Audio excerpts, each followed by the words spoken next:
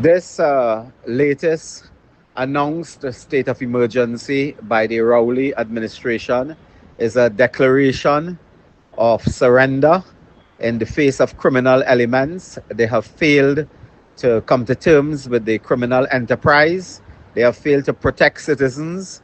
Today, with the record number of murders, they have announced a half baked state of emergency, which will do precious little to curb the tide of criminal activity.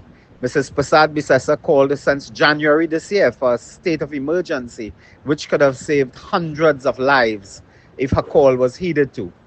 Today, the government of the day has collapsed the intelligence community through their half baked measures. They have destroyed the intelligence community with their hoax about plot to overthrow the government, so that today police and law enforcement don't have a clue as to the operations of gangs and therefore cannot prevent mass murders. They cannot prevent mass murders in the circumstances that we witness on a daily basis. Today, the government has taken action to protect one gang from another gang, but they never took action to protect elderly from home invasion, children from kidnapping.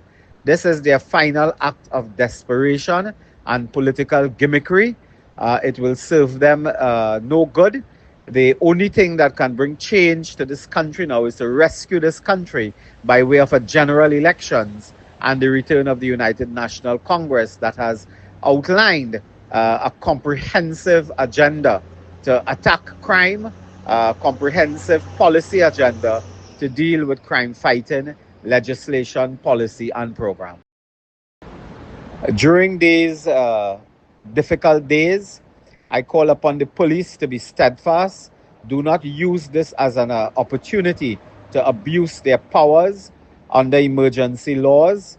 They ought not to be acting with malice and mischief to abuse their powers and undermine the rights, the constitutional rights of innocent citizens and business organizations and so on, and ought not to be using this emergency state to conduct political witch hunts on political enemies of the government, be they opposition members, trade union leaders, religious leaders, social movement leaders, and so on.